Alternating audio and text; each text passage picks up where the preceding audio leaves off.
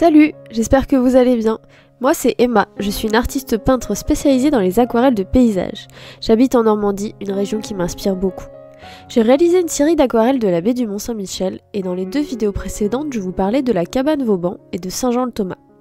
Aujourd'hui, je peins une aquarelle du bec d'Andenne à Genêt et pendant que je peins, je vais vous parler un peu de cet endroit et de ma manière de le peindre. Le bec d'Andenne, c'est l'endroit dont partent la plupart des randonnées de la traversée de la baie du Mont-Saint-Michel. Si vous avez l'occasion de faire la traversée, je vous conseille vivement de le faire, c'est vraiment très sympa. Le bec d'Andenne signifie probablement la pointe façonnée par les sables et les marées. En effet, dans la baie du Mont-Saint-Michel, les marées peuvent être très impressionnantes. La hauteur d'eau entre marée haute et marée basse peut être de 14 mètres, c'est énorme. Et c'est vrai que même plus au nord de la Manche, là où j'habite, pendant les grandes marées, on ne voit même plus la mer au loin à marée basse. Pourtant 6 heures après, elle a recouvert toute la plage. Pour les personnes qui ne sont pas habituées, c'est vraiment impressionnant de voir le paysage changer autant et aussi vite. Évidemment, ça veut dire qu'il faut aussi être très vigilant. Généralement, pendant les grandes marées, beaucoup de pêcheurs à pied vont à la pêche aux praires. Ce sont des coquillages qui se trouvent généralement dans les zones que la mer ne découvre qu'à ce moment-là, et on peut vite se faire entourer par l'eau qui peut avancer jusqu'à 6 km/h pendant les très grandes marées. Pour revenir au Mont-Saint-Michel, il faut se rendre compte que par grande marée, le mont se retrouve complètement encerclé par l'eau et redevient une île avant que la mer baisse à nouveau. Revenons-en à mon aquarelle.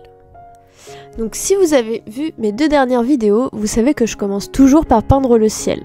Déjà parce que c'est important à l'aquarelle de commencer par des zones claires et d'aller vers le plus foncé, parce que comme ça nous permet de mieux gérer la lumière et la couleur, parce que chaque touche se voit au travers des couches suivantes. Et je trouve que le ciel, c'est ce qui va tout de suite indiquer une atmosphère. C'est vraiment, en fait, c'est vraiment la partie que je préfère peindre en général. Ça m'amuse assez bien et puis je trouve que c'est vraiment là où on crée une atmosphère lumineuse et colorée particulière. Et là, j'avais envie de faire un ciel très très chargé mais quand même assez lumineux. Donc il y a beaucoup de nuages, mais j'ai laissé exprès des zones blanches. Donc les zones blanches, c'est vraiment le papier, je vais pas repasser dessus. C'est juste la lumière qui va ressortir des nuages en fait. Donc je me suis vraiment bien amusée à faire ce ciel là. Je pose vraiment de la couleur par petites touches un peu partout. J'essaie que ce soit pas trop régulier, parce que si c'est trop régulier, ça fait pas naturel. C'est ça qui est dur quand on peint la nature, je trouve, et c'est ce que j'enseigne un peu quand je fais des ateliers aquarelles, c'est que il faut vraiment arriver à avoir des touches qui sont pas régulières, quoi, qui font très organiques. Mais c'est assez dur parce que notre cerveau est quand même... notre cerveau aime l'ordre et aime la régularité, mais il faut un peu déconstruire ça pour arriver à peindre des nuages qui ont l'air de vrais nuages, des arbres qui ont l'air de vrais arbres. Ça s'apprend petit à petit à maîtriser un peu ces gestes-là et à laisser faire un peu le pinceau, quoi.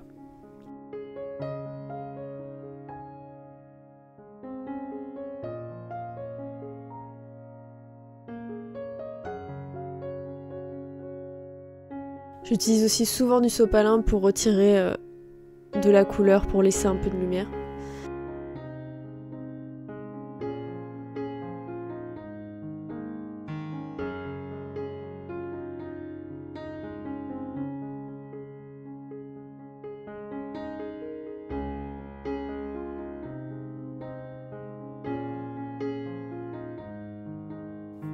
Et j'ajoute juste quelques touches plus foncées, généralement sous les nuages pour leur donner du volume et une sorte de pesanteur.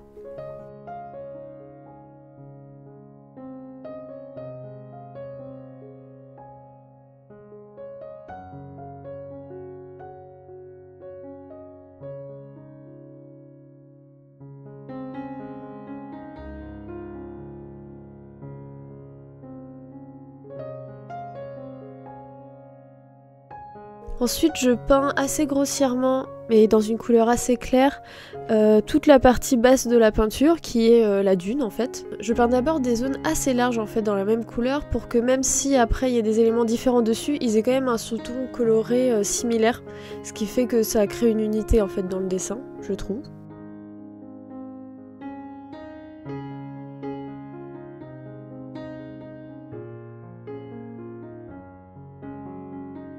Et ensuite, là, comme on peut le voir, je fais par petites touches d'autres nuances.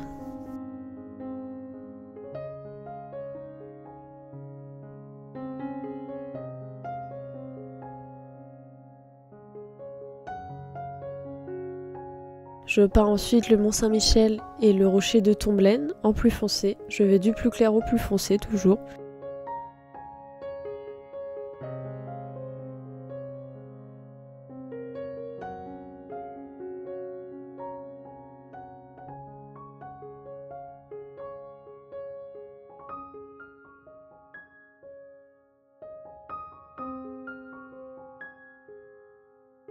Je trouve pas ça forcément super évident de peindre le sable, c'est quelque chose... J'ai toujours un peu peur que ça fasse pas l'effet que j'ai envie, mais là j'ai trouvé que j'avais plutôt bien réussi sur cette aquarelle-là. Mais j'ai fait d'autres aquarelles où le sable je le trouvais assez trop foncé ou ouais, trop sombre en général.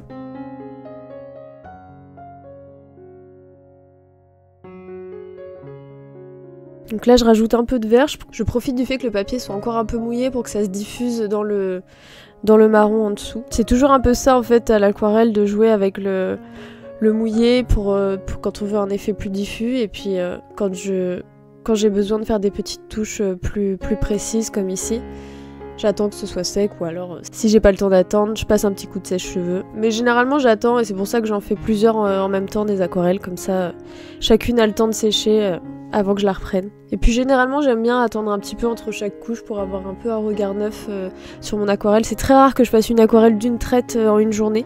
Celle-ci je pense qu'elle m'a pris 3 jours, mais j'en faisais aussi 2 autres en même temps.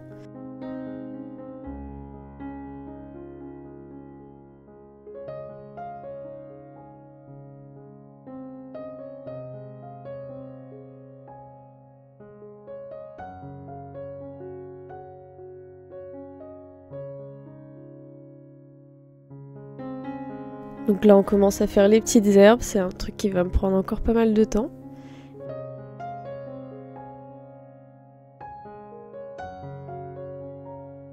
Et des petits oiseaux toujours dans le ciel, je trouve que ça apporte de la vie.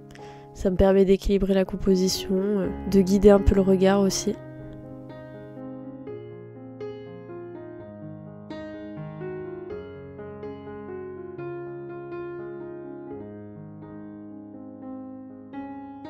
Je rajoute des petites herbes par-ci par-là. Ce qui est compliqué avec l'aquarelle, je trouve, c'est de savoir quand s'arrêter en fait. Moi, les aquarelles que j'ai ratées, c'est des aquarelles où soit c'était trop sombre parce que j'ai pas fait attention à garder assez la lumière, soit j'avais rajouté trop de choses et à la fin, en fait, c'est pas assez lumineux. Donc voilà pour cette aquarelle du bec d'Andenne. J'espère que la vidéo vous aura plu. Dites-moi en commentaire si vous avez déjà fait la traversée du Mont Saint-Michel. Moi je vous dis à la semaine prochaine pour la dernière vidéo de cette série d'aquarelles de la baie du Mont Saint-Michel. La semaine prochaine je vais vous montrer mon aquarelle de la pointe du Groin. Donc si ça vous intéresse, je vous dis à la semaine prochaine.